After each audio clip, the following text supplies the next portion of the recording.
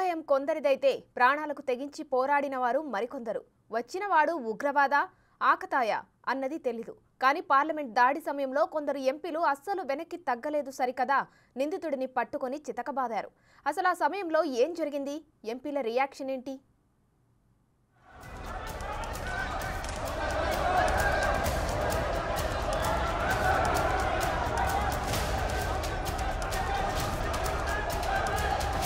పార్లమెంట్లో visitors gallery నుంచి సభలోకి దూకి అలజడి సృష్టించిన యువకుడికి మన ఎంపీలిచ్చిన ట్రీట్మెంట్ ఇది. వచ్చిన వ్యక్తి ఉగ్రవాది కావచ్చు, మారణాయుధాలతో ఉండొచ్చు, కానీ ఎక్కడా వెనక్కి తగ్గలేదు కొందరు ఎంపీలు.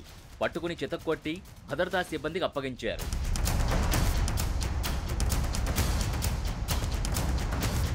మధ్యాహ్నం లోక్సభలో ఎంపీలు మాట్లాడుతుండగా జరిగింది ఈ ఘటన.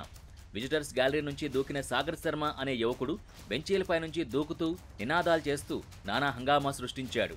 దీంతో ఆర్ఎల్పీ ఎంపీ హనుమాన్ బెనివాల్, బీజేపీకి చెందిన మలుక్కునాథ్, గురుప్రీత్ సింగ్, వైఎస్ఆర్సీపీ ఎంపీ గోరంట్ల మాధవ్తో పాటు ఇతర ఎంపీలు లోక్సభలోకి ప్రవేశించిన యువకుడిని పట్టుకుని భద్రతా సిబ్బందికి అప్పగించారు.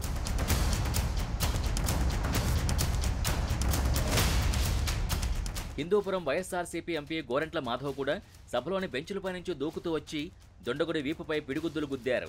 గ్యాలరీ ఎత్తు తగ్గించడం వల్లే దొండగులు సులభంగా సభలోకి ప్రవేశించారని ఆయన చెప్పారు. సందర్శకుల గ్యాలరీకి అద్దాలు బిగించాలని సూచించారు. ఇది ఖచ్చితంగా భద్రతా వైఫల్యమే అన్నారు గోరంట్ల. టువార్డ్స్ స్పీకర్ వైపు రావడానికి ప్రయత్నం చేసినాడు, బెంచీలను ఎగురుతూ రావడానికి చూసినాడు.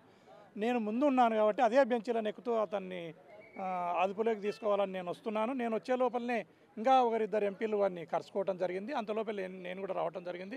చేతులను వెనక్కి విడిచి వాడిని పట్టుకుని మోచేతులతో గుద్ది అతన్ని కొంత అదుపు చేయడం జరిగింది. ఇంత లోపల వాడు కూడా ఈ మిన్ టైంలో కాలులో నుంచి బూట్లో నుంచి పొగ బాంబును బయటికి తీయటం జరిగింది. ఈ ఘటనతో పార్లమెంట్లో మరోసారి భద్రతా వైఫల్యం బయటపడిందన్నారు కాంగ్రెస్ ఎంపీ, లోక్సభలో విపక్ష నేత అధీర్ రంజన్ చౌదరి. అఖిలపక్ష సమావేశంలో తమ దృష్టికొచ్చిన అన్ని అంశాల్ని అధికారుల ముందు ఉంచామన్నారు. సమయం ముగిసిన తర్వాత కూడా వారిద్దరూ విజిటర్స్ గ్యాలరీలో ఎందుకున్నారని ప్రశ్నించారు ఆయన. सुरक्षा व्यवस्था में हमारी बड़ी चूक हुई, ये सुबह से हम कह रहे हैं।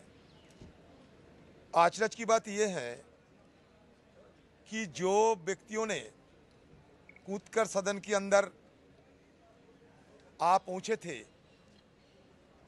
उन दोनों शख्स को समय गुजरने का बाद भी विजिटर्स गैलरी में रहने की और बैठने की इजाज़त किसने दी और कैसे उनको ये सुविधा मिली थी, ये मुद्दा भी हम लोग उठाए।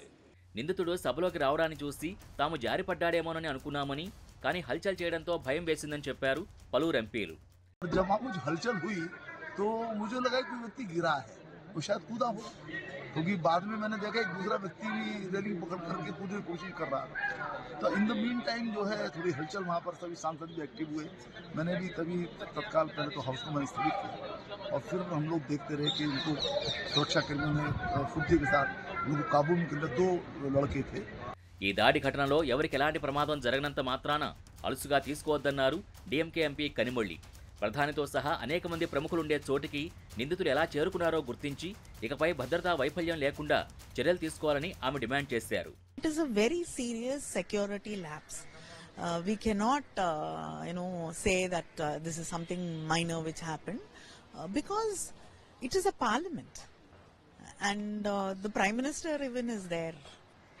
And anything can happen to anybody. That is how you feel today. When 2 people can just jump in to the parliament carrying things into the parliament and come, they could have brought anything with them and hurt anybody they wanted to they chose to. Just because they did not bring something to hurt anybody doesn't mean that we couldn't have been burned. Just imagine if it was not just color gas or whatever it is, if it was a poisonous gas, it could have affected anybody or the entire parliament also. So it is not, and especially it is December 13th, and how could there be a security lapse today? And this is a very, very, very serious issue. తమతో పాటే కూర్చున్న వ్యక్తులు ఉన్నట్టుండి సభలోకి దూకడం చూసి shock అయ్యామన్నారు ప్రత్యక్ష సాక్షులు. తాము పార్లమెంట్ ప్రొసీడింగ్స్ చూద్దామని వచ్చామని, కానీ ఇలా జరుగుతుందని అనుకోలేదని అన్నారు. వారు 5 అంచెల భద్రతని ఎలా దాటుకునొచ్చారో అర్థం కావడం లేదని అంటున్నారు. गैलरी में थे हम लोग, पीछे ही थे, पीछे की सीट पे थे। 2-3 बंदे थे हमारे आगे बैठे हुए थे, चल रहा था सभी, हम लोग सुन रहे थे। एकदम से अचानक से वो एक बंदा उठा और उसने जंप किया। हमें लगा कि आगे वाले बंदे ने उसको ढकेला, लेकिन फिर वो भी कूद गया। बच्चों ने बोला और हाँ वही सब वैसा ही हुआ है। आपके सामने हुआ था? हाँ जी।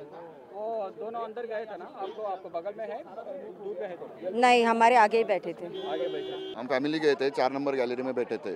वो हमसे आगे उधर खड़े थे, बैठे थे उधर, और उन्होंने डायरेक्टली आके जंप मारा नीचे, और जंप मारने के बाद हम सब डर गए, सब सांसद वगैरह, और येलो कलर का उन्होंने धुआं छोड़ा उधर संसद में। ఎంపీలు కానీ ప్రత్యక్ష సాక్షులు కానీ చెప్పేది ఒకటే, పార్లమెంట్లో భద్రతా వైఫల్యం వల్లే ఈరోజు ఈ పరిస్థితి వచ్చిందని. మరి ఇప్పటికైనా కేంద్రం కట్టుదిట్టమైన చర్యలు తీసుకుంటుందా? 2 రోజుల హడావుడి తర్వాత మళ్లీ చేతులు దులుపుకుంటారా?